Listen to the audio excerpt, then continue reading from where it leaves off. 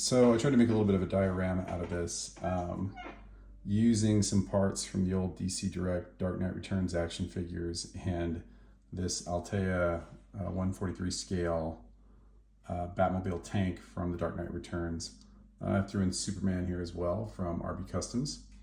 But we have to talk about this figure because this is a breakthrough in so many different ways. So, you know, I don't know that I'm totally a superpowers purist. There are some that I definitely know that want the scale to always, or not the scale, excuse me, that want the line to always sort of stay in pre-crisis mode, and there's nothing wrong with that.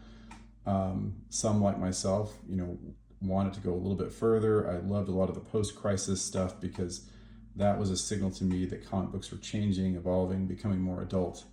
And I wanted to see a lot of my favorite characters get replicated in the superpowers or get built or get made in the superpowers line.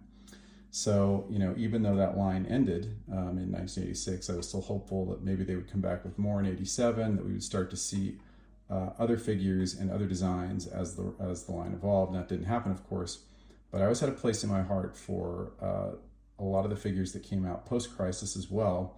And I still even love a few of the modern things that have been made. A handful of modern things, handful of things that were made in the 2000s. But this was a figure that I always wanted to get. So a few weeks ago, I saw that Javier Garcia had created a version of the armored Batman from The Dark Knight Returns. And this is a really interesting character. If you look at all the different interpretations of him, and even back into the comic book, there's some differences in how he's colored. And you know, a lot of different color on this figure. Lynn Varley's palette, even in Dark Knight Returns, showcased a lot of different color, and maybe it varied a little from panel to panel, which, you know, explains some of the discrepancy between figures. And there's just some stylistic interpretation that I think also creators use, kind of like I've done here. So, but I want to talk about a couple of things that are really unique to this action figure. So this is made in resin, and it's not just any kind of resin, it's flex resin. And by the way, this stuff is hard as a rock. And Javier shipped it to me, and it came in a box, and it wasn't packed how normally resin is packed, sort of moving around, shaking a little bit, and I was very concerned the pieces were broken. Well, this figure, there's also a Dark Knight Returns Robin figure, and another one he sent me that we'll talk about in a later review. But none of them were damaged at all, and I have not used flex resin, or not had figures made in flex resin up to this point. So this was my first experience with it, and wow, is it cool. So not only that, not only is it more difficult to break than a normal resin figure, but I'm going to show you something very cool here. So hang on just a second. I am going to, look at that, he has got movable knees. There's a peg in there, and these knees move just like a regular Superpowers figure. So what's cool about this, Superpowers fans, is that you can actually get resin figures that are not just simply a statue. The legs move, the arms move, the head moves. All that is in play here. Head moves pretty nicely. I'm just kind of being careful here because of I've got one hand, but head moves. And this figure overall just looks great. So take a look at the paint job. This is my paint job. I, again, made some stylistic interpretation. Could have made the head and the helmet and the boots with sort of a black wash, which would have made it a little bit more consistent with the Dark Knight Returns comic, but just decided I kind of liked the Superpowers-esque blue color that we have here. And, you know, it's interesting because I bought a cape. I know the cape is a little bit more of a royal blue color in the comics than it is dark blue. And I did get a nice royal blue cape from the Cape Master and was ready to sort of cut it and add it to the back here. But as I looked at that more and more, I thought, you know, dark blue would probably just stylistically look a little bit better than the royal blue. And fortunately, one thing jumped out, that we have the McFarlane cape that none of us are really fond of from Wave 1. I took that cape with its large C-clamp and have been able to stretch it around the neck of this figure. Now, at some point, I could actually cut it and just sort of glue the cape to the figure itself, but I actually thought it had a pretty nice look overall.